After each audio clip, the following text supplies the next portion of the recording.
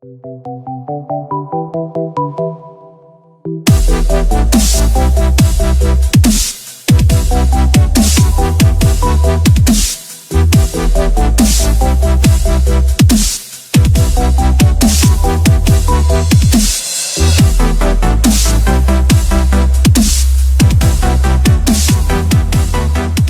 right here you can see the standard kind of core support that came on many old cars. It's just a little channel that's been formed, and then the radiator mounts inside of there. Well, for my application I did a little something different. I actually took some old shocks that I had sitting in my scrap bin from that car there, and I made some brackets to mount them to the frame. Okay, so that mounts the frame there. Then this actually goes up and bolts to my radiator. So this takes the place of that core support. This probably weighs about maybe 8 pounds. That core support weighs more than that. So for those of you saying, oh, this is too heavy or this is heavier, yeah, just stop. Okay, and then right in here you can see that I added this reinforcing bar. This is actually a breaker bar, and it originally had another arm coming this way and another arm coming down. I just cut it out and shortened it an inch so it fit in close to the shock heads, and then you can see this mounts in here like so. Right here you can see that I have this core support mounted up, and you can see I have a bracket here which goes into the head of the shock, and there's a weld nut inside the shock. See right there, there's a weld nut, and then this Allen head, button head, whatever you want to call it, sandwiches the bracket which goes up to the aluminum radiator. See, there's 2 1/4 bolts right there, and then right here there's actually a spot for my grill shell that I have to make for mounting. So it's a multi-purpose bracket. Then down here just have it clamped right now, but I'm gonna have like just a little gusseted tab that comes up, bolts this down. So this is all removable. And you can see right in here that I have these little brackets that I made, and they're just kind of clamped on there. See, I got the bracket, and I gave it the nice little triangle decorative touch like I did right there. So now those are clamped. I can tack them and then take out the shock and weld inside there underneath the shock. Now, the benefit of having this bar here. So if you look at these brackets here on this radiator, they're just aluminum, and I mean they're fairly thick, but I wasn't really comfortable with all this weight that's going to be loaded with probably 2 gallons of water, so that's 20 pounds of water almost. Okay, plus the grill shell, and all this weight would have been depending on these little tabs here. So this actually keeps everything together, so you're depending on the strength of more than just this tab. You're actually depending on the strength of both tabs, because it keeps the shocks from moving apart or moving in. So you're kind of triangulating everything. Okay, another benefit of having this bar here is I can put on an electric fan here, and I can mount it off of this if I decide not to run like the little straps through the radiator, because sometimes those can actually cause issues. Have the radiator set to level. Let's see what else. Oh, and then you're thinking, well, it's gonna move when the shocks move, right? Well, if you look down under there, it's actually welded on the underside so that the piston can't compress.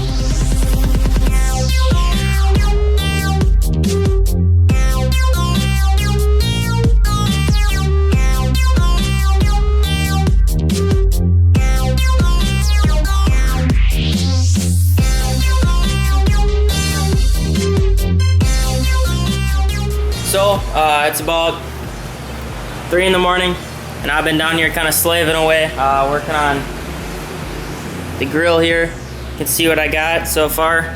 I just started out with some conduit, and I started forming it all, tacking it all up.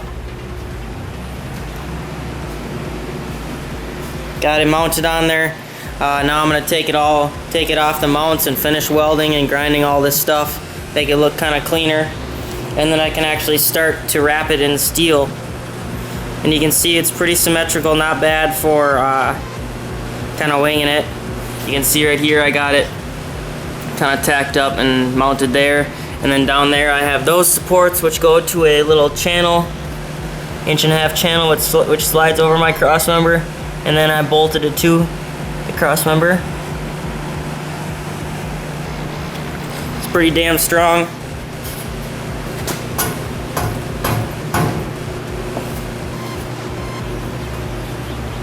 Not gonna go anywhere unless I hit something, obviously. And I actually put this tip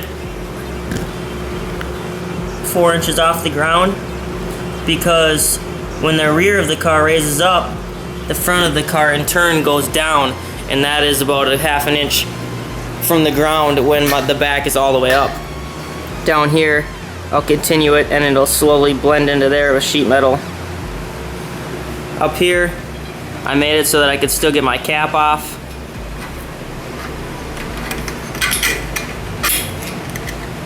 And fill it. I was gonna have this come straight back because I thought it looked a little bit nicer, but I actually like this way better and I can get to my cap still, so that works out. And right in here, I'll take a piece of sheet metal and I'll roll it so that it rolls and follows the curves and then comes back. Alright, just the little subtle things. Then down here I'll have sheet metal which will come up and it'll kind of, yeah, it's a lot of work, but it looks pretty damn sweet, I think. So, one of a kind. Got about $5 a conduit. 4:30 and I am freaking tired. I got the grill here all welded up, and I added another section here on the inside to wrap a lip around so it has some body to it. I want to say 16 hours into this, believe it or not, with doing the mounts and all that stuff and trying to figure out how to make it look the best, whatever. This was the grill I got from the junkyard. Grill shell I got from the junkyard, but I just didn't like it. Didn't look right on there, so decided to build my own. I think it looks pretty damn gnarly. Got a bit of mess going on today, but I am working on this grill shell, and what I'm doing is I'm just wrapping it in some metal that I have sitting around, so you can see it's got a bunch of rusty stuff. Looks kind of cool. Got some scraps over there, and I'm just kind of making it work with all this stuff that I probably won't really want to use for anything else. And what I'm doing basically is taking a whole bunch of clamps and sort of clamping it around and forming it to fit on here somewhat tight. Just kind of cutting it close to fit, and I kind of want it to look like a rough grill shell, like something that was just kind of thrown together or using what people had or whatever. I want it to look kind of rough, so that's the point of this. I'll go ahead and I will. You can see I got these tacks on here. I'll go ahead and do that on all this stuff once it's all done. Right now I just have it kind of on there and I'm just working around it, and then I'll come back and do all the decorative little tacks on the other side.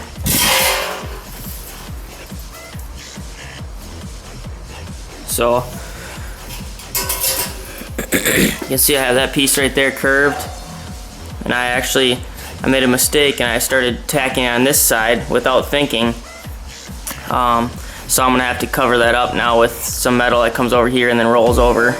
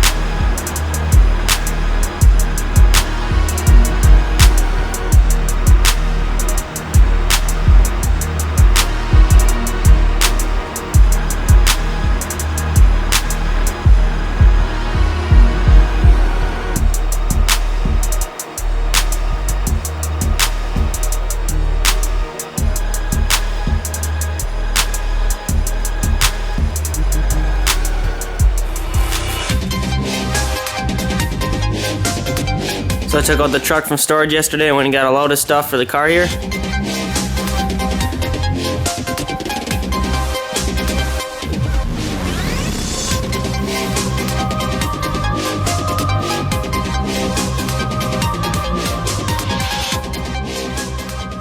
Here's a steering wheel that was on here. I thought you guys might kind of enjoy what I had to do to get this bastard off. You can see that I have a bolt there and a bolt on the other side. This steering wheel only has 2 bolts, and my puller actually snapped the bolts in half. So, and I don't know how the hell that happened. They're grade 5 bolts, but that fucker was on there tight. So what I had to do is I got this little ghetto, made this little ghetto kind of puller type deal with a harmonic balancer for the weight. So you slide it up and down this. And I really had to reef on this bastard, and then I got some roll cage tube welded on. I'm kind of surprised it even came off like this. I don't know why the hell they have them so tight. I mean, it's just steering, but you can see here that I have my little sub, which I'm planning on running here. And there's the shaft that was on. It's a like a swedge shaft, so it's a tight fit. And then there's also a nut on here, so I guess I don't understand why they make them so tight. So check this shit out. This is part of my Watts link. This is extra because I had to shorten the Watts link, if you remember from one of the previous episodes. This right here is 0.75 or 3/4 inch DOM tubing. And it so happens my shaft that I needed for the steering is 3/4 inch, the opening, okay? So what I did was I cut off a little 2-inch section, and then I drilled and tapped this little this 2-inch section to actually thread on to my steering here. I got it pretty tight already, but that threads on there, and then I'm gonna weld around here. And then what happens here is this little fitting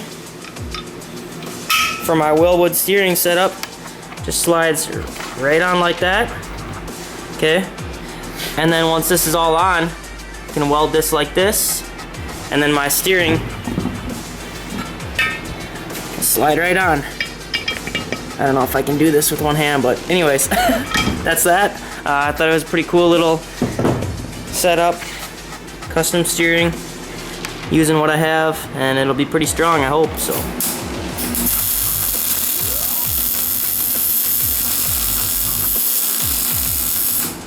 Now I'm making sure not to get this too hot because there's actually plastic bushings inside this column that you don't want to ruin. So what I'm doing is I'm going a little ways and then quick cooling it.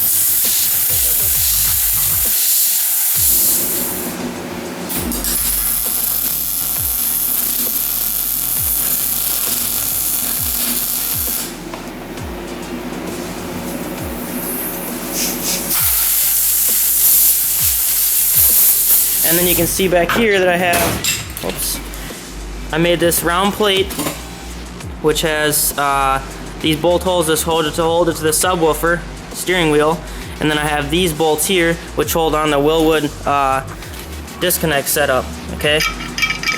And then there's some acorn heads here with Loctite, and there's Loctite on these in here too because they're in a closed hole. You could put lock washers too, I suppose, but I like to use Loctite because I want these to be as close to that as possible so that my steering wheel can be as tight as possible to this so it looks right.